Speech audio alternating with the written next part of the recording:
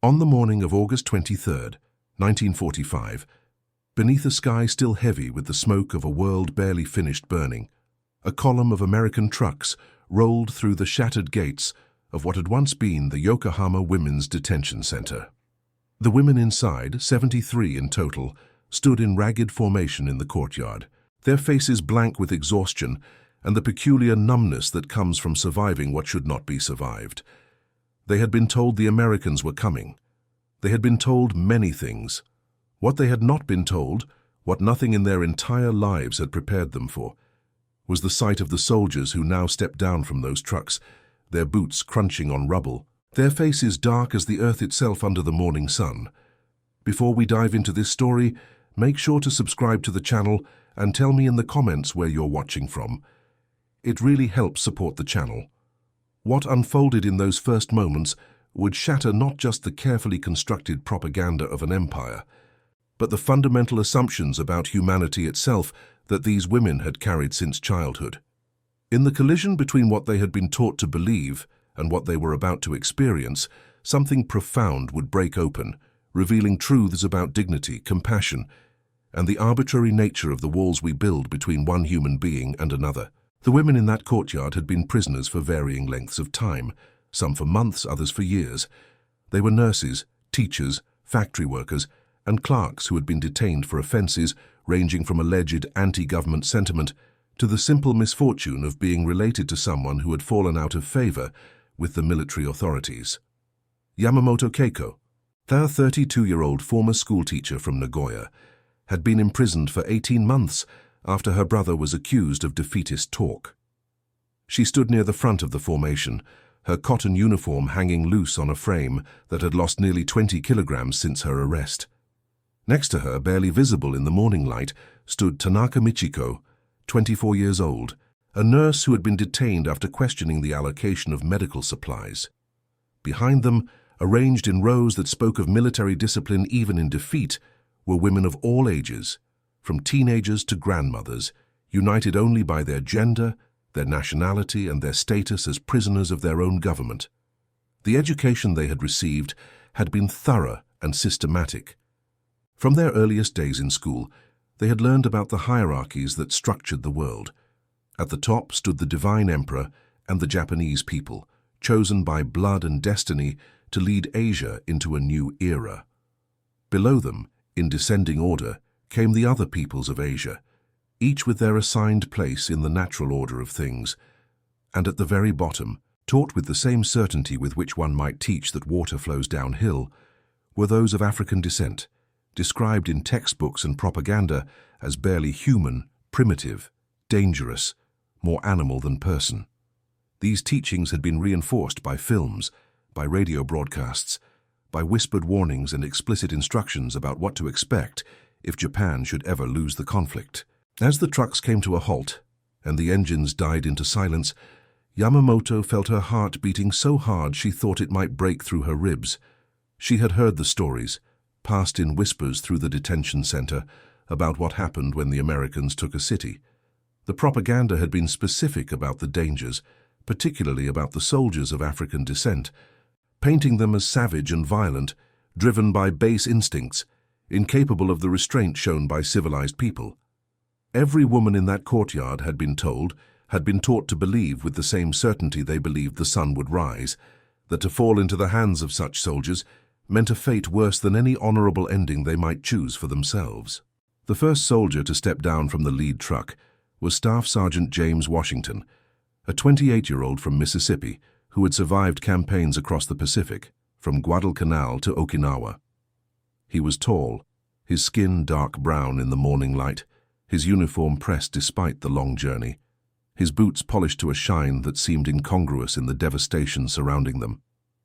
Behind him came Corporal David Thompson from Detroit, Private First Class Robert Hayes from Alabama, and a dozen others, all members of the 563rd Quartermaster Battalion, a unit that had been tasked with the unglamorous but essential work of logistics, supply, and now prisoner administration. Washington surveyed the courtyard with eyes that had seen too much to register shock at the conditions before him. The detention center had been damaged in the firebombing campaigns that had preceded the surrender, One wall partially collapsed, windows shattered, the roof sagging in places where supports had burned through. The women standing in formation looked like ghosts, their faces hollowed by malnutrition, their bodies wrapped in whatever scraps of clothing they had managed to preserve. But it was their expressions that struck him most forcefully. Not fear exactly, though fear was certainly present. Something beyond fear. Something closer to resignation, to the blank acceptance of people who have moved past hoping for mercy. He had been briefed on what to expect. The Red Cross representatives who had accompanied the advance teams into Japan had provided detailed reports on the conditions in detention facilities, on the treatment of prisoners both foreign and domestic, on the propaganda that had saturated every aspect of Japanese society. Washington and his men had been given specific instructions. Be professional. Be correct. Show them what America actually stands for, not what they've been told to believe. Treat them with the dignity that has been denied them. Show them, through actions rather than words, that everything they have been taught about you is a lie. Lieutenant Morrison, the white officer commanding the detail, stepped forward first, a translator at his side. He began to speak, his words rendered into Japanese by the nervous young man who had been found in the city, a former English teacher who had survived by hiding his knowledge of the language until the surrender made it safe to reveal.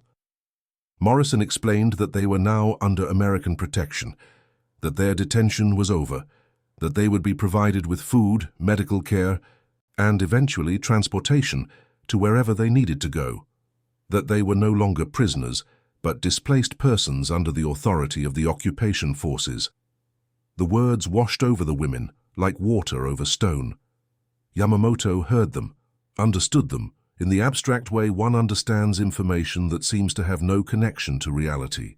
Her eyes remained fixed on the soldiers standing behind the lieutenant, on Sergeant Washington in particular, who stood with his hands clasped behind his back, his face professionally neutral, waiting. She had been taught that such men were incapable of discipline, of restraint, of any of the qualities that marked civilized people. Yet here he stood, perfectly still, his uniform immaculate, his bearing suggesting not savagery, but something closer to what she had seen in senior officers of the military, a quiet authority born of competence and experience. When Morrison finished speaking, Washington stepped forward. He had a clipboard in his hands, a list of names that the Red Cross had compiled. He began to read them, his voice clear and steady, his pronunciation of the Japanese names careful if not perfect. As each woman's name was called, she was to step forward for processing. They would be given medical examinations, provided with clean clothing, and assigned to temporary housing until more permanent arrangements could be made. Yamamoto heard her name. She hesitated, her body refusing to obey her mind's command to move. Tanaka, standing beside her, whispered urgently that she should go, that she had to go, that there was no choice. Finally, her legs obeying more from habit than will, Yamamoto stepped forward. She kept her eyes down, fixed on the ground, as she had been taught was proper for a woman in the presence of authority, as she had learned was necessary for survival during her imprisonment. Washington looked up from his clipboard. He saw a woman barely able to stand, malnutrition evident in every line of her body, her hands shaking despite her efforts to still them. He saw someone who was terrified, who clearly expected something terrible to happen, whose entire posture spoke of a person preparing for violence. He had seen that look before, in liberated camps, in captured positions, in the eyes of people who had been told that Americans, particularly American soldiers who looked like him, were monsters. What he did next was not prescribed in any manual, not part of any official procedure. He smiled. Not a broad smile, not anything that might seem threatening or inappropriate, but a small, genuine expression of warmth. He nodded once, a gesture of acknowledgement, of recognition of one human being by another. Then he said, in carefully rehearsed Japanese that he had been practicing since receiving this assignment, "Daijoubu desu," followed immediately by the English translation his officer had insisted he include, "It's all right now, you're safe." The words were simple, the sentiment was universal, but the effect was profound. Yamamoto's head snapped up, her eyes meeting Washington's for the first time. She saw a face that contradicted everything she had been taught. She saw kindness there, and patience, and something that looked remarkably like concern for her well-being. She saw a person, not a monster. The cognitive dissonance was so powerful that for a moment she thought she might faint. Washington gestured toward a tent that had been set up near the entrance to the compound, where medical personnel were waiting. "Please," he said again in his careful Japanese, "the doctors will see you now. You'll be given food and water. Everything is all right." Yamamoto found her feet moving, carrying her toward the tent, her mind a chaos of confusion and something that might have been the first stirring of hope. Behind her, the process continued. Name after name was called. Woman after woman stepped forward, and each time Washington offered the same careful courtesy, the same small gesture of reassurance, the same insistence on treating them not as defeated enemies or objects of suspicion, but as people who had suffered and who deserved care. Corporal Thompson and the other soldiers began distributing supplies. Water first, clean water in canteens that they offered with both hands, a gesture of respect that any Japanese person would recognize.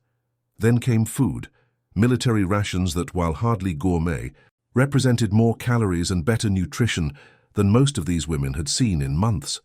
The soldiers showed them how to open the packages, explained what each item was, offered to help anyone who was too weak to manage on their own. Tanaka, when her turn came, accepted a canteen with hands that shook so badly she nearly dropped it.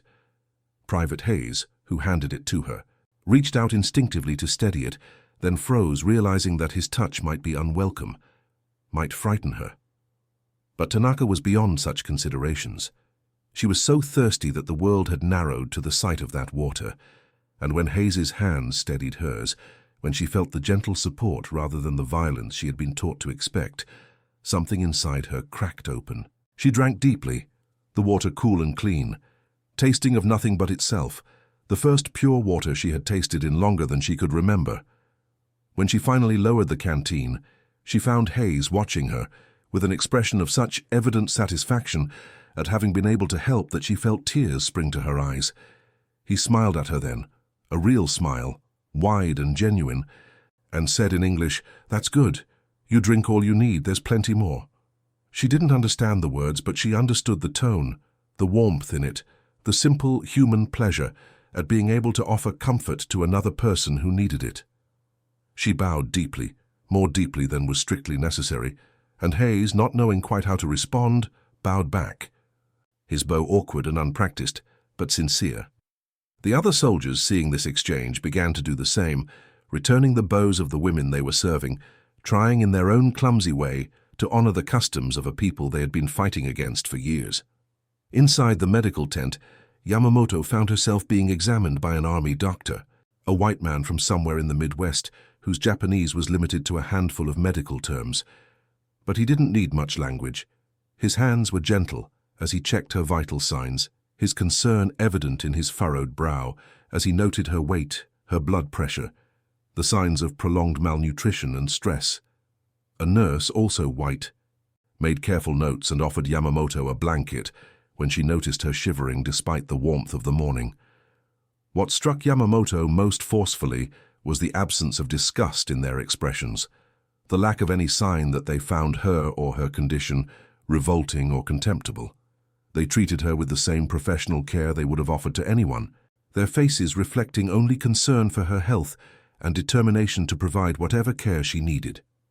When the examination was complete, the doctor smiled and said, through the translator who had followed her into the tent, that she would be fine, that she was malnourished and exhausted, but that with proper food and rest she would recover fully, that she was strong to have survived what she had survived. Strong. The word echoed in her mind. She had not thought of herself as strong.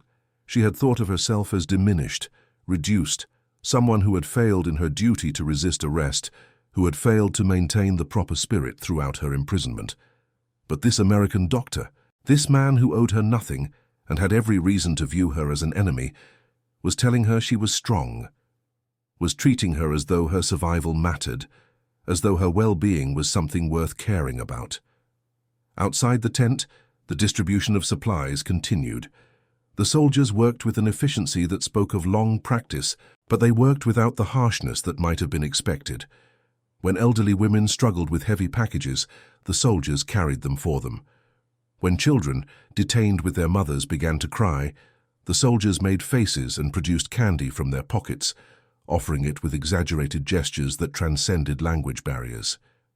When women were too weak to stand in line, the soldiers brought supplies directly to them, kneeling beside them to offer water and food. Sergeant Washington moved through the courtyard, supervising the operation, making sure that everyone was being served, that no one was being overlooked or ignored. He noticed one woman older than most of the others, sitting alone against a wall, her face turned away from the activity around her. He approached carefully, not wanting to startle her, and knelt down a respectful distance away. The woman was Nakamura Fumiko, 61 years old, a former businesswoman who had been detained for speaking too freely about the shortages affecting civilians. She had survived the imprisonment, but barely. She had watched younger women die from illness and malnutrition.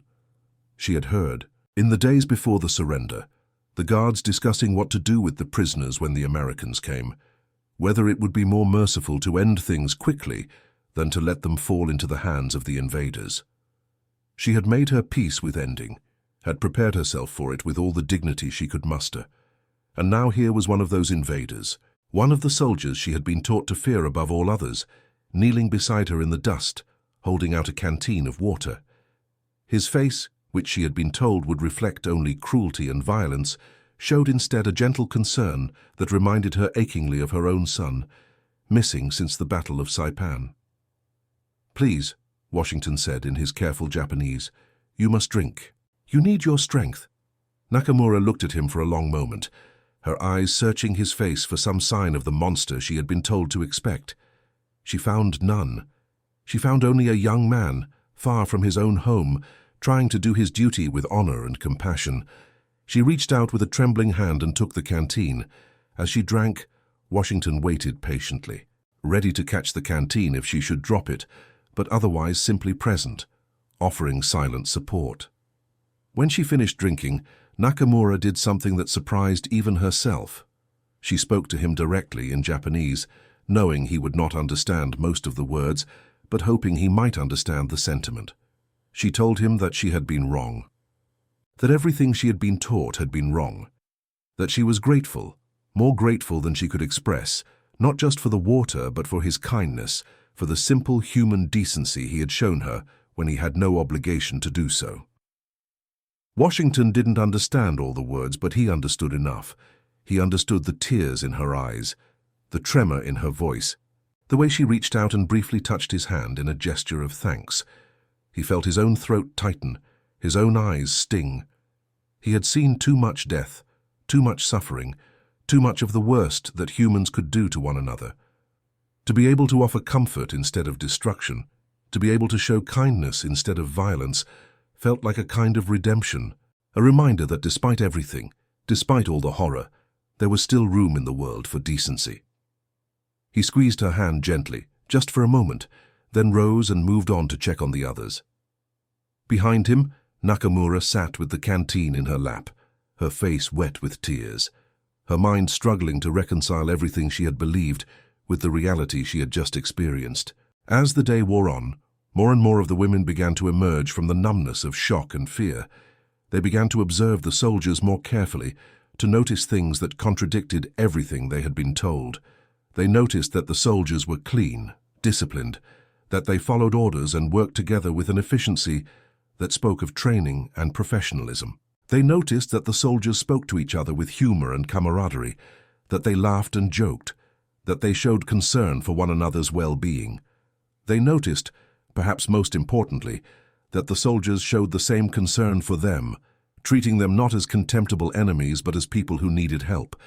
Tanaka, emboldened by her earlier interaction, found herself standing near a group of soldiers who were setting up additional tents for shelter. She watched them work, fascinated by their easy cooperation, by the way they moved together without apparent effort, each man knowing his role and performing it efficiently. One of them, Private Hayes, noticed her watching and smiled.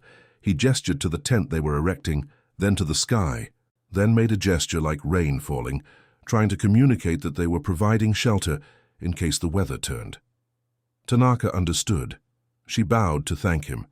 Hayes, remembering the earlier interaction, bowed back.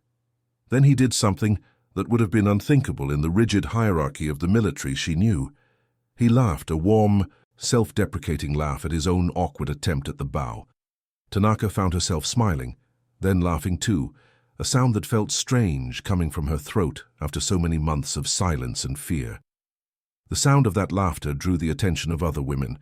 They looked over and saw Tanaka, whom they knew to be sensible and cautious, laughing with an American soldier, one of the soldiers they had been taught to fear above all others.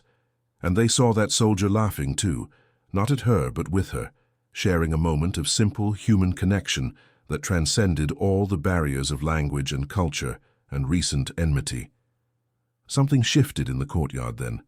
The atmosphere, which had been thick with fear and tension, began to lighten. Other women began to approach the soldiers, tentatively at first, testing the boundaries of this new reality.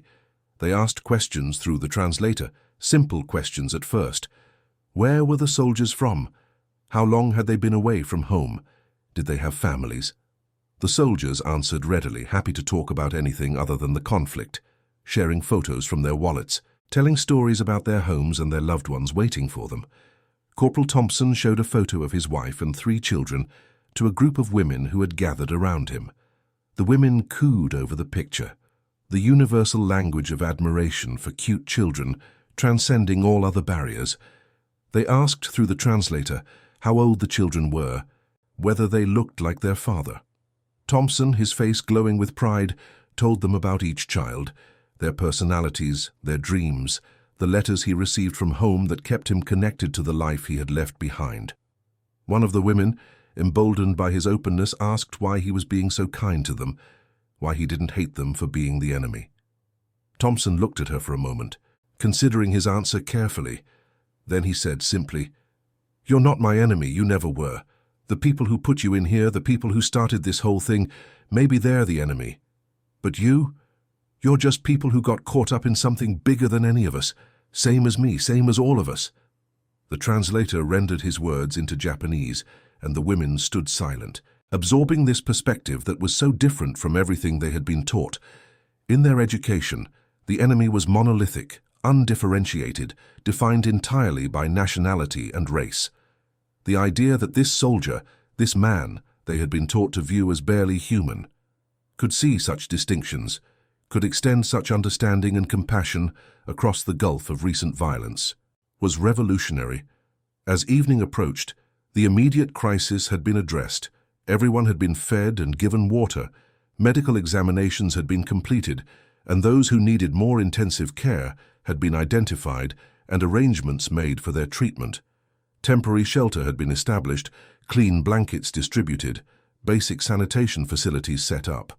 The transformation of the detention center from a place of despair to something approaching a functional refugee facility had been accomplished in less than 12 hours, a testament to the efficiency and dedication of the soldiers involved. But more than the physical transformation, something deeper had occurred. Walls that had been built over years of propaganda and indoctrination had begun to crack, light seeping through the fissures, illuminating truths that had been hidden in shadow. The women, one by one, and then in growing numbers, had been forced to confront the gap between what they had been taught and what they were experiencing. And in that confrontation, in that cognitive dissonance, something new was being born. Yamamoto, sitting in one of the new tents as darkness fell, found herself thinking about her students, the children she had taught before her arrest. She had taught them the lessons she had been given to teach, the hierarchies and divisions, the careful categorizations that sorted humanity into levels of worth and dignity. She had believed those lessons, or thought she had, teaching them with the certainty of received truth. But now, having seen what she had seen, having been treated with kindness and respect by the very people she had been taught to despise and fear, she understood that she had been complicit in a lie, not just a lie about the soldiers, but a lie about the fundamental nature of humanity itself. She thought about Sergeant Washington, his careful courtesy, his evident concern for the well-being of people who had been his enemies just days before. She thought about Private Hayes, his awkward bow and genuine laugh, his delight at being able to bring a smile to someone who had so little to smile about. She thought about all the soldiers she had seen that day, working tirelessly to provide care and comfort, treating them not as defeated enemies, but as human beings worthy of dignity and respect. And she felt something she had not felt in a very long time. She felt ashamed. Not ashamed of her nation or her culture, but ashamed of her own ignorance, her own willingness to accept comfortable lies rather than difficult truths. She resolved then, sitting in the darkness with a clean blanket wrapped around her shoulders and a full stomach for the first time in months, that if she survived this, if she was given a chance to return to teaching, she would never again participate in teaching children to divide humanity into categories of worth based on appearance or origin. She would teach them instead what she had learned that day, that kindness and cruelty, dignity and degradation were not matters of race or nationality, but of individual choice, that any person was capable of either, regardless of the color of their skin or the nation of their birth. Outside the tent, Sergeant Washington was making his final rounds before turning in for the night. He checked on the perimeter guards, made sure the women had everything they needed, coordinated with the medical staff about the cases that needed special attention. It had been a long day, exhausting in ways that combat never quite was, the emotional labor of being constantly aware of how every action might be perceived, how every gesture might either reassure or frighten people who had every reason to fear. But it had also been, in its own way, one of the most important days of his life. He had seen fear transform into tentative trust. He had seen people who had been taught to view him as subhuman slowly begin to recognize his humanity. He had seen the power of simple kindness to break through barriers that violence and ideology had constructed. And he understood, perhaps more clearly than he had ever understood anything, why he was here, what he was really fighting for. It wasn't just about defeating an enemy in battle, though that had certainly been necessary. It wasn't just about strategic objectives or tactical victories, important as those were. It was about this. It was about proving through actions rather than words that the principles America claimed to represent were not just propaganda, not just empty rhetoric, but real values that could be embodied and lived out even in the midst of occupation, even in the presence of recent enemies. He thought about home, about Mississippi, about the segregation and discrimination he had experienced all his life, the daily reminders that in his own country, despite serving in its military, he was considered by many to be less than fully human, less than fully deserving of the dignity and rights supposedly guaranteed to all citizens. He thought about the irony of being here, in Japan, being able to treat these women with a respect and dignity that he himself was often denied at home. But he also felt a stubborn pride, a determination to represent the best of what America could be, even if America didn't always live up to that ideal. He would treat these women with dignity, because it was the right thing to do, because they deserved it, because he refused to let the hatred and ignorance he had experienced turn him into someone who perpetuated those same evils. He would be better than that. He would be the kind of person he wanted the world to be filled with, the kind of person who judged others by their character and their actions rather than by arbitrary markers of identity. As he settled down for the night in the quarters that had been set up for the soldiers, he felt a bone-deep exhaustion, but also a quiet satisfaction. They had done good work today. They had taken a terrible situation and made it better. They had shown kindness where cruelty might have been expected. They had treated people with dignity when they had been stripped of everything else. It wasn't much in the grand scheme of things. It wouldn't undo the years of conflict, wouldn't bring back the dead, wouldn't magically heal all the wounds that had been inflicted. But it was something. It was a beginning. The days that followed established a rhythm. The soldiers continued their work, providing food and medical care, helping the women begin the process of locating family members who had survived, arranging transportation for those who had somewhere to go. The women, for their part, began to emerge from the shock and numbness that had sustained them through their imprisonment. They began to talk more freely, to ask more questions, to engage with their caretakers as people rather than as fearful abstractions. Language remained a barrier, but communication found ways to flow around and through that barrier. The soldiers learned more Japanese, the women picked up some English, But more than words, they communicated through gestures and expressions, through the universal languages of kindness and humor, through the simple human need to connect with one another, across whatever divides might separate them. Tanaka found herself helping the soldiers with small tasks, translating when she could, explaining aspects of Japanese culture that confused them. She helped them understand proper protocols for various situations, taught them more natural ways to bow, explained the significance of certain gestures and expressions. The soldiers, in turn, shared their own culture with her, teaching her American songs, showing her photos of places she had only heard about in propaganda, correcting the distorted picture she had been given of life in America. One afternoon, about a week after their arrival, Private Hayes was showing Tanaka and several other women photos from home when one of them asked, through a combination of broken English and gestures, about his family. Hayes explained that his father worked in a factory in Detroit, that his mother was a teacher, that he had 2 sisters and a brother. The women listened, fascinated, their preconceptions continuing to crumble with each personal detail that humanized this soldier in their eyes. Then one of the women asked a more pointed question. She wanted to know if it was true what they had been told, that people who looked like Hayes were treated badly in America, that they were not allowed to eat in the same restaurants or attend the same schools as white people. Hayes paused, his expression growing serious. He could have lied, could have presented America as a perfect nation without flaws or contradictions, but he chose instead to be honest. Yes, he told them, it was true. In many parts of America, including where he was from, there were laws that separated people based on the color of their skin. He couldn't eat at many restaurants, couldn't stay at many hotels, couldn't vote in many places. He was fighting for a country that didn't always treat him as a full citizen, serving in a military that itself maintained segregated units. It was painful, and it was wrong, and he hoped that someday it would change. But, he continued, that didn't mean America wasn't worth fighting for.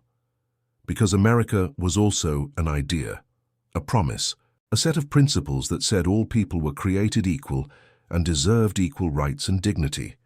And even if America didn't always live up to those principles, even if there were people who betrayed those ideals every day, the principles themselves were true and worth defending.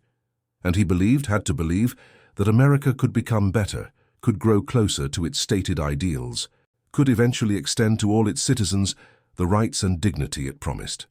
The women listened in silence, absorbing this complex picture that contradicted their simple propaganda. They had been told that America was decadent and weak, that it would collapse under the weight of its own contradictions. But here was an American soldier, acknowledging those contradictions openly, yet still maintaining faith in his nation's potential, still believing in ideals that had not yet been fully realized. It was a kind of patriotism they had not encountered before, one that combined love of country with clear-eyed acknowledgement of its flaws, that sought to make the nation better rather than denying its imperfections. Nakamura, who had been listening to the conversation, spoke up then. She said that Japan too had failed to live up to its ideals, had betrayed the principles it claimed to represent. The military government had spoken of honor and duty while committing acts of cruelty and oppression. It had spoken of protecting Asia while brutalizing the nations it occupied. It had demanded absolute loyalty while showing none in return, imprisoning its own citizens for the smallest questioning of authority, letting them starve while military leaders hoarded resources. She said that perhaps what they all needed to learn was that no nation was perfect, that all fell short of their stated ideals in some ways, but that this didn't mean those ideals were meaningless. It meant instead that people had to work constantly to push their nations closer to those ideals, had to resist the forces that would drag them away, had to insist on holding their leaders accountable to the principles they claimed to represent. The conversation deepened from there, becoming more philosophical, more wide-ranging. They talked about propaganda and truth, about how easy it was to believe comfortable lies, about the courage required to question what everyone around you accepted without thought.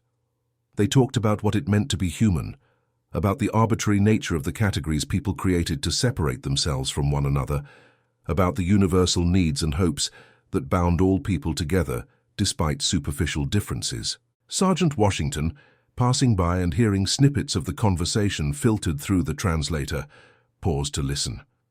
He was struck by the depth of the discussion, by the willingness of everyone involved to grapple with difficult questions rather than retreating into simple answers. This, he thought, was what victory should look like. Not just military triumph, not just the signing of surrender documents, but this kind of connection, this kind of mutual recognition of shared humanity across the chasms that war had opened. He thought about what would come next, after the immediate crisis had been resolved, after these women returned to their lives. Would they remember this time? Would the lessons learned here persist? Or would they fade as the urgency of survival gave way to the comfortable routines of daily life? Would the relationships being built here have any lasting impact? Or would they become just another strange interlude in a strange time, ultimately forgotten? He couldn't know the answer. All he could do was continue the work, continue treating people with dignity and respect, continue trying to be the kind of person who made the world slightly better by existing in it. It wasn't much, but it was what he had to offer. And judging by the transformation he had seen in these women over the past week, by the way fear had slowly given way to trust, suspicion to something approaching friendship, it was enough. It was more than enough. The medical staff reported steady improvement in the health of the former prisoners. With proper nutrition and rest, bodies that had been pushed to the edge of survival began to recover. Weight began to return. Color came back to faces that had been gray with exhaustion. Energy levels increased, allowing people to move around more freely, to engage more fully with the world around them. The physical transformation was remarkable, but it paled in comparison to the psychological transformation that was occurring simultaneously. The women began to reclaim aspects of their identities that had been suppressed during their imprisonment. Teachers began teaching again, organizing classes for the younger women and girls, sharing knowledge and skills. Nurses helped the medical staff, their expertise proving invaluable in caring for those who were still struggling. Those who had been singers sang, filling the compound with music for the first time since the surrender. Those who had artistic skills created drawings and simple decorations, beautifying the space that had been so bleak. The soldiers encouraged all of this, understanding instinctively that helping people reclaim their dignity meant helping them reconnect with who they had been before trauma and imprisonment had stripped so much away. They provided materials when they could, found paper and pencils for the teachers, located a battered harmonica that one soldier could play to accompany the singers. They attended the classes and concerts, their presence both support and acknowledgement of the worth of what was being created. One evening, about 2 weeks after their arrival, an impromptu concert was organized. Several of the women sang traditional Japanese songs, their voices rising pure and clear in the dusk. The soldiers sat and listened, moved by the beauty of the music even when they couldn't understand the words. When the Japanese songs ended, the soldiers were asked somewhat shyly if they might share songs from their own culture. What followed was something none of them would ever forget. The soldiers sang spirituals and work songs, gospel hymns and blues, music born from the African-American experience, from centuries of struggle and survival and stubborn, irrepressible hope. They sang with power and emotion, their voices blending and rising, turning the damaged compound into something approaching a sacred space. The women listened, many with tears streaming down their faces, moved by the raw emotion and evident pain and transcendent beauty of the music.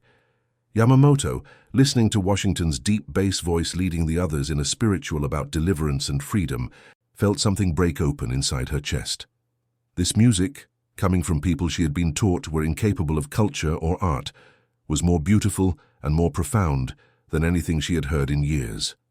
It spoke of suffering acknowledged rather than denied, of hope maintained in the face of despair, of a people who had been oppressed finding strength in community and faith.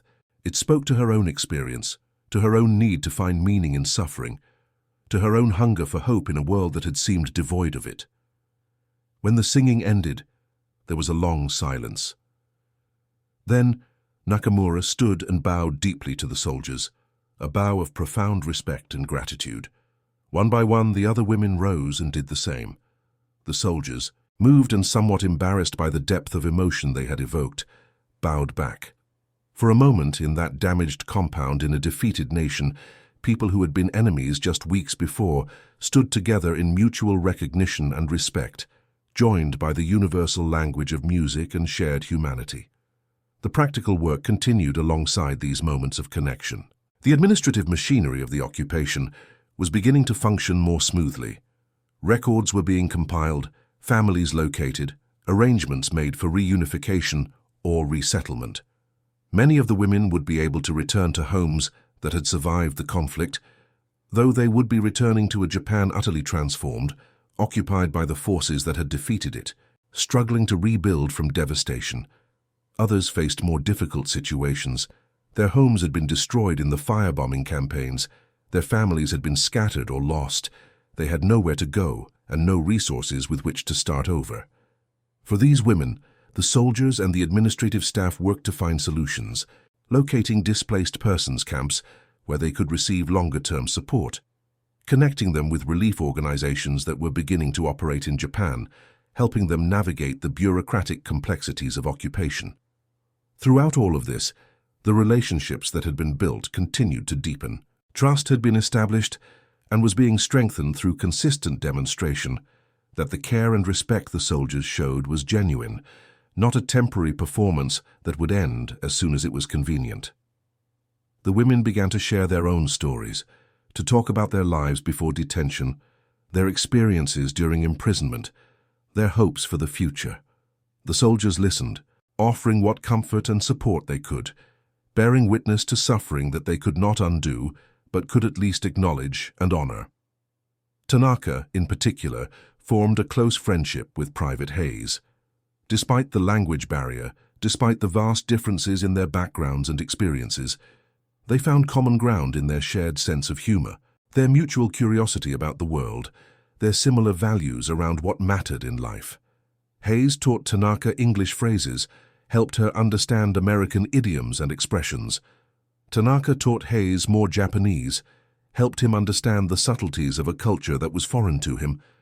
They spent hours in conversation, fumbling through misunderstandings, laughing at miscommunications, finding ways to connect despite every barrier that separated them. One afternoon, Tanaka asked Hayes what he planned to do after the occupation ended, when he could finally go home. Hayes thought for a moment, then told her about his dream of becoming a teacher, of working with children, of helping the next generation become better than the current one. He wanted to teach not just academic subjects, but how to think critically, how to question received wisdom, how to see the humanity in people who seemed different.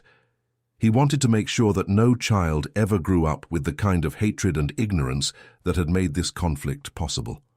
Tanaka smiled at this, a smile of recognition and shared purpose. She told him that she had been a nurse before her detention, that she had loved the work of healing, of helping people through their most vulnerable moments. She said that when she was able to work again, she wanted to bring that same spirit of care to everything she did, to treat every patient as a whole person deserving of dignity and respect, regardless of who they were or where they came from. She wanted to help build a Japan that was better than the one that had imprisoned her, that had lied to her, that had sent her students and patients off to suffer and die for ideas that had proven to be hollow. They sat together in comfortable silence after this exchange, watching the sun set over the damaged city, each thinking about futures that seemed impossibly distant, yet somehow more attainable than they had seemed just weeks before. They were friends now, unlikely friends brought together by circumstances neither could have imagined, but friends nonetheless. And in that friendship, in the simple human connection that had formed across all the divides that should have made it impossible, lay a small but genuine hope for a better future. The day came about a month after the soldiers' arrival, when the first group of women was ready to leave. Transportation had been arranged, family members had been located, homes that had survived were waiting to welcome them back. There was excitement about returning to something like normal life, but also sadness about leaving the community that had formed in this strange liminal space, about saying goodbye to the people who had helped them survive and begin to heal. Yamamoto was among those leaving. Her sister's home in the countryside had survived the conflict relatively unscathed, and word had been sent that she was welcome there. She would have a place to stay, a chance to recover fully, Perhaps eventually a chance to return to teaching if schools reopened and if she could find work. It was more than she had dared hope for during the darkest days of her imprisonment. On the morning of her departure, she sought out Sergeant Washington to say goodbye. She found him reviewing paperwork in the administrative tent, making sure that all the arrangements were in order, that everyone leaving had what they needed. He looked up when she entered and smiled, the same warm smile he had offered on that first terrifying morning that now seemed so long ago. Through the translator, Yamamoto told him that she would never forget what he had done for her for all of them, that he had saved not just her life but her faith in humanity, had shown her that the world was not as dark as she had come to believe, that she would carry the lessons she had learned here for the rest of her life, would teach them to others if she ever had the chance, would make sure that no child she ever taught would grow up with the kind of ignorance and hatred that had been taught to her. Washington listened, his expression serious, moved by her words in ways he couldn't quite articulate. When she finished, he told her, through the translator, that she didn't need to thank him, that he had only done what any decent person should do, what he hoped someone would do for his own family if they ever found themselves in similar circumstances, that he wished her well in her new life, hoped that Japan would rebuild into something better than what had been destroyed, hoped that she would find peace and purpose in whatever came next. Then he did something that surprised both of them. He reached into his pocket and pulled out a small photograph, the one of his wife and children that he had shown to the women weeks before. He handed it to Yamamoto and told her to keep it, to remember that people everywhere were fundamentally the same, that they all loved their families and wanted the same basic things: safety, dignity, a chance for their children to have better lives than they had. He told her that whenever she was tempted to forget that, whenever the old prejudices and divisions tried to reassert themselves, she should look at that photograph and remember. Yamamoto accepted the photograph with trembling hands, understanding the significance of what he was giving her, this window into his private life, this tangible reminder of their shared humanity. She bowed deeply, more deeply than she had ever bowed to anyone, a bow that attempted to convey gratitude and respect, and a recognition of the profound impact this man had had on her life. Washington bowed back, his bow much better now after weeks of practice, a gesture that acknowledged and returned her respect. As Yamamoto boarded the truck that would take her and the others to their destinations, she looked back one last time at the compound that had been the site of so much transformation. She saw the soldiers continuing their work, caring for those who remained, treating them with the same steady dignity and respect they had shown from the beginning. She saw Tanaka standing with Private Hayes, both of them waving goodbye, and she felt her heart swell with an emotion too complex to name, a mixture of gratitude and sadness and hope and determination. The truck pulled away, carrying her toward an uncertain future in a changed Japan. But she carried with her something precious and irreplaceable, proof that people could be better than the ideologies that sought to divide them, that kindness and cruelty were choices rather than racial characteristics, that the barriers between human beings were artificial constructs that could be broken down by simple acts of decency and respect. She would carry that knowledge forward, would let it inform everything she did, would make sure that the sacrifice and suffering of the past years at least yielded this harvest, a determination to build a world where such lies could never again take root so easily. The work continued at the detention center for several more weeks. Wave after wave of women were processed, cared for, and eventually sent on to whatever futures awaited them. Each time the pattern was the same: initial fear giving way to tentative trust, suspicion transforming into recognition of shared humanity, people who had been taught to see each other as less than human learning to see each other clearly, without the distorting lens of propaganda and hatred. Not every interaction was easy. There were moments of tension, of misunderstanding, of cultural differences that created friction. There were women whose trauma was too deep, whose conditioning was too thorough, who could not or would not allow themselves to trust these men who looked like the monsters of their nightmares. The soldiers dealt with these situations as best they could, never forcing connection, but also never withdrawing care, continuing to provide food and shelter and medical attention even to those who could not accept it gracefully. But more often than not, the pattern held. Fear gave way to trust. Hatred dissolved in the face of kindness. People discovered that they were capable of more compassion and understanding than they had believed possible. And in those discoveries, in those small moments of connection and recognition, the future was being shaped, one interaction at a time. Corporal Thompson, writing home to his wife several weeks into the assignment, tried to put the experience into words.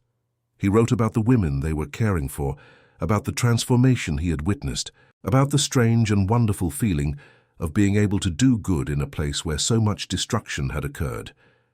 He wrote about the conversations he had had, about the music and laughter that had emerged from suffering, about the friendships that had formed, despite every reason they shouldn't have. But mostly he wrote about what he had learned about himself. He had come to Japan as a soldier, ready to do his duty, expecting to feel only the grim satisfaction of victory over an enemy that had caused so much death and suffering.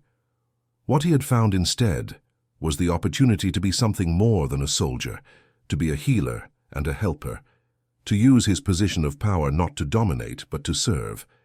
And in doing so, he had discovered depths of compassion in himself that he hadn't known existed, had found that he was capable of seeing the humanity even in people who had been designated as enemies, had learned that the uniform he wore could be a symbol of protection and care rather than just violence and conquest. He was proud of this work in ways he had never been proud of anything else he had done in the military.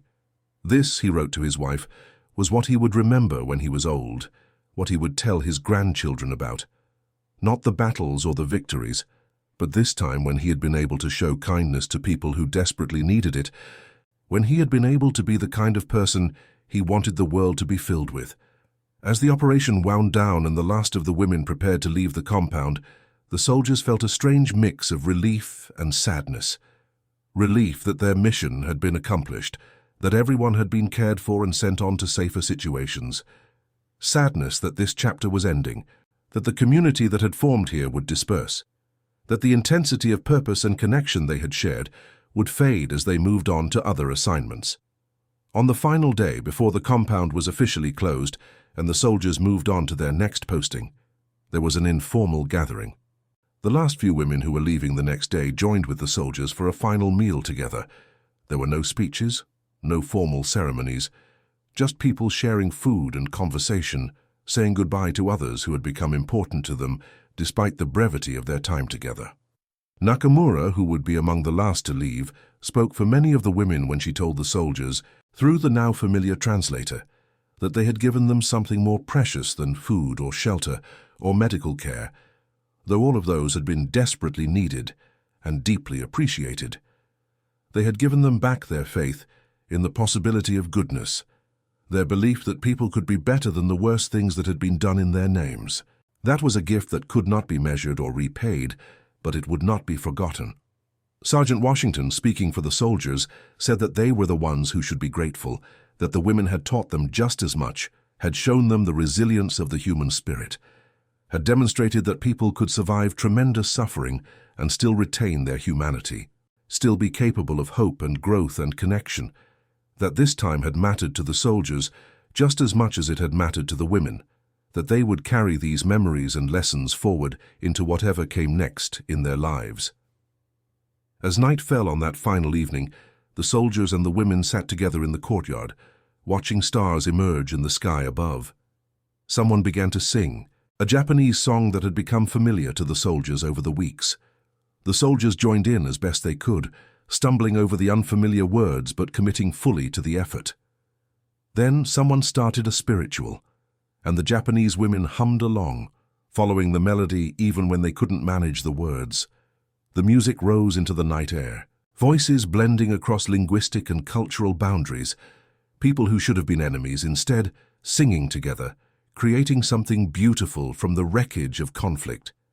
It was a small moment, insignificant in the grand sweep of history, unlikely to be recorded in any official account of the occupation, but for those who were present, it was everything. It was proof that despite all the hatred and violence and ideology that sought to divide people into categories of us and them, human beings were still capable of recognizing each other, of connecting across whatever chasms separated them, of creating moments of grace and beauty even in the midst of devastation. The next morning, the final group departed. The compound, which had been full of life and activity and purpose, fell silent. The soldiers packed up their equipment, closed down the facilities they had established, prepared to move on to their next assignment. Within hours, there was little evidence that anything significant had happened in this place, just another damaged building in a city full of damaged buildings, waiting for the long process of reconstruction to begin. But the people who had been there, both the soldiers and the women they had cared for, carried something away from that place that would stay with them for the rest of their lives. They had seen what was possible when people chose compassion over cruelty, when they refused to let ideology and propaganda define their interactions with one another, when they insisted on treating each other with dignity, regardless of what they had been told about who deserved dignity and who didn't. In the years that followed, some of those people would cross paths again. Tanaka and Private Hayes, against all odds, would maintain correspondence, their letters traveling back and forth across the Pacific, a friendship sustained through words on paper, through shared memories of a strange and transformative time. Hayes would eventually visit Japan, would meet Tanaka's family, would be welcomed as an honored guest in a nation that had once been his enemy. He would speak to students about his experiences, about what he had learned during the occupation, about the importance of seeing the humanity in everyone, regardless of superficial differences. Yamamoto would return to teaching, would become known for her passionate opposition to the old propaganda, for her insistence on teaching children to think critically about what they were told, to question authority, to judge people by their character rather than their appearance. She would keep Washington's photograph on her desk for the rest of her teaching career, and when students asked about it, she would tell them the story of the American sergeant who had shown her kindness when he had every reason not to, who had treated her with dignity when the world would have forgiven him for showing contempt. She would use that story to teach them about prejudice and propaganda, about the lies people tell to make it easier to hurt one another, about the courage required to see clearly when everyone around you has been taught to see only distortions. Nakamura would become involved in reconciliation efforts between Japan and the nations it had occupied and fought against. She would travel widely, speaking about her experiences, about what she had learned in that compound in the weeks after the surrender. She would argue passionately that lasting peace required not just treaties and agreements, but genuine human connection, real recognition of shared humanity across national and cultural boundaries. She would point to her own transformation, from someone who believed the comfortable lies of propaganda to someone who had been forced to confront the reality of her own prejudice, as evidence that people could change, that understanding could replace hatred if people were willing to do the difficult work of questioning their assumptions. Sergeant Washington would return home to Mississippi, to a nation still deeply divided by race, still enforcing the segregation that had marked his entire life. He would face discrimination and prejudice from people who looked like some of the soldiers he had served with, who shared his nationality and citizenship, but who still viewed him as inferior because of the color of his skin. But he would also carry with him the memory of what he had accomplished in Japan, the proof that he was capable of commanding respect and gratitude from people who had been taught to despise him. Evidence that the prejudices he faced were lies that could be disproven by simple human decency. He would become active in the civil rights movement, bringing to that struggle the same steady dignity and insistence on shared humanity that he had shown in Japan. He would tell his story about caring for Japanese women who had been taught to fear him, about breaking through barriers of prejudice through simple acts of kindness and respect. He would use that story to argue that racism was not inevitable, that it was a taught behavior that could be unlearned, that people were capable of seeing past skin color to the person underneath if they could only be given the chance to experience unmediated human contact rather than filtered through propaganda and prejudice. The others who had been part of that operation would carry their own versions of the experience forward, would let it inform their choices and their values in ways both large and small. Some would become teachers, some would enter politics, some would simply try to live their lives in accordance with the principles they had discovered during those weeks in the detention compound.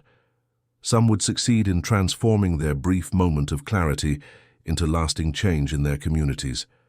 Others would struggle, would find that the old patterns reasserted themselves, would discover that knowing better didn't always mean doing better. But all of them would remember. All of them would carry the knowledge that they had been part of something important, something that mattered beyond the immediate practical goals they had been assigned to accomplish.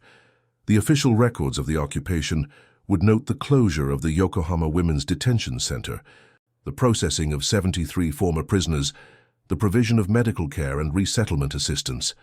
The statistics would be recorded, the mission marked as successfully completed, the soldiers credited with efficient and professional execution of their duties. But the numbers and the bureaucratic language would capture none of what had actually happened in that place, none of the transformation that had occurred in both the women who had been prisoners and the soldiers who had been their caretakers. History, the grand narrative of nations and leaders and great events, would barely notice this small episode. It was insignificant compared to the battles and the treaties, the surrender and the reconstruction, the massive transformations that were reshaping Asia and the world in the aftermath of the conflict. But for the people involved, it was everything. It was the moment when their understanding of the world and their place in it had been fundamentally altered, when they had been forced to confront the gap between what they believed and what was true, when they had discovered that they were capable of more compassion and understanding than they had imagined. Years later, in the 1960s, when American soldiers of African descent were serving in Vietnam, facing their own challenges with racism both within the military and at home, some of them would hear the stories from veterans of the occupation of Japan. They would hear about the 563rd Quartermaster Battalion and the work they had done, about the dignity and respect they had shown to people who had been taught to despise them, about the transformation they had helped to create through simple human decency. And some of those soldiers serving in difficult circumstances, facing hostility and prejudice, would take strength from those stories, would find in them a model for how to maintain their own dignity in the face of disrespect, how to be better than the circumstances that sought to diminish them. The women who had been in that compound would tell their own stories to their children and grandchildren, to students and colleagues, to anyone who would listen. They would talk about the day the Americans came, about their fear and their expectations, and how completely wrong they had been. They would talk about the soldiers who had cared for them with such evident concern, who had treated them as human beings worthy of respect, when they had expected to be treated as conquered enemies, fit only for contempt. They would use those stories to teach about prejudice and propaganda, about the importance of questioning what you're told, about the human capacity for both cruelty and compassion. Some would face skepticism, particularly from those who had never experienced such direct contradiction of the propaganda they had been taught. The stories seemed too neat, too convenient, too much like moral fables designed to make a point. But the women would persist, would insist on the truth of their experiences, would point to the lasting changes in their own perspectives as evidence that something profound had occurred. And gradually, their stories would become part of the larger narrative of the occupation, a counterpoint to the more familiar tales of conflict and conquest, a reminder that even in the midst of tremendous violence and hatred, people were still capable of recognizing each other's humanity if given the chance. The photographs would survive, tucked into albums and frames, tangible evidence of impossible friendships formed in unlikely circumstances. Yamamoto's copy of the photograph of Washington's family would become worn with handling, its edges soft, its colors fading, but she would keep it carefully, would make sure her children and grandchildren knew its story. Other photos would emerge over the years, snapshots taken by soldiers and women during that brief period when they had been together, images that captured moments of shared laughter, of music and conversation, of people connecting across every barrier that should have kept them apart. The legacy of that time would be complex and multifaceted. It would be used by some to argue for the fundamental goodness of the American occupation as evidence that the United States had brought not just military victory, but also humanitarian values to Japan. It would be used by others to criticize America's own failures to live up to those values at home, as proof that Americans knew how to treat people with dignity and respect when they chose to, but often chose not to. It would be cited in discussions about racial prejudice, about propaganda, about the power of direct experience to overcome indoctrination, about the human capacity for change. But beyond all the ways it would be used and interpreted, beyond the political and ideological points people would try to make with it, the story would retain its essential truth. People who had been taught to hate and fear each other had instead found connection and mutual respect. People who should have been enemies had become, if not quite friends, then at least respectful acquaintances who recognized each other's humanity. And that recognition, that simple acknowledgement that people were people regardless of what propaganda said about them, was both unremarkable and revolutionary, both the most basic requirement of human decency and a profound challenge to the systems that sought to divide people into hierarchies of worth. In the end, perhaps what mattered most was not the grand historical significance or the lessons that could be drawn for broader society, but the simple fact that it had happened at all, that in a place of suffering and defeat, kindness had been possible, that people who had every reason to be cruel had chosen compassion instead, that even after years of propaganda designed to dehumanize and divide, human beings had been capable of seeing each other clearly, of treating each other with dignity, of creating moments of grace and connection in the midst of devastation. The detention compound would eventually be demolished, replaced first by temporary housing and later by modern buildings as Japan rebuilt and transformed itself into an economic powerhouse. No marker would note what had occurred there. No plaque would commemorate the brief time when American soldiers and Japanese women had lived and worked together in mutual respect and care. The place itself would vanish, reclaimed by the relentless forward motion of history, lost to the practical demands of reconstruction and development.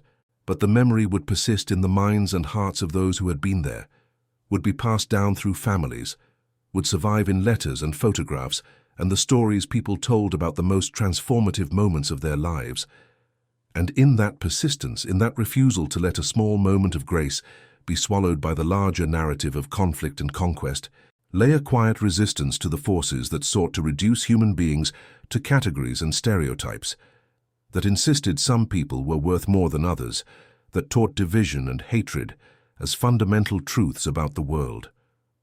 The women who had stood in that courtyard on August 23, 1945, terrified and resigned, expecting the worst, had been given something unexpected, a chance to learn that they had been lied to, that the world was more complex and more hopeful than they had been taught. The soldiers who had stepped down from those trucks, ready to do their duty regardless of how unwelcome they might be, had been given their own gift, the opportunity to prove through their actions that they were worthy of respect, that they could command dignity not through force but through character, that they could break through prejudice simply by being who they truly were rather than who propaganda claimed they must be. And in the meeting of those two groups, in the collision between expectation and reality, in the slow transformation of fear into trust and suspicion into recognition, something valuable had been created. Not a solution to all the world's problems, not an answer to the deep divisions that would continue to plague humanity, but proof, at least, that such things were possible, that people could change, that prejudice could be overcome, that even after years of propaganda and hatred, human beings could still recognize each other as human beings, could still choose kindness over cruelty, could still build bridges across whatever chasms separated them. It was a small thing in the grand scheme of history. Just a few dozen people, a few weeks of time, a brief moment of grace in a century marked by tremendous violence and suffering. But for those who experienced it, for those whose lives were changed by it, it was everything. It was proof that another world was possible, that people could be better than the worst things that had been done in their names, that humanity was not inevitably defined by division and hatred, but could still, sometimes, rise above such things to create moments of genuine connection and mutual recognition. And that concludes our story. If you made it this far, please share your thoughts in the comments. What part of this historical account surprised you most? Don't forget to subscribe for more untold stories from World War II and check out the video on screen for another incredible tale from history. Until next time.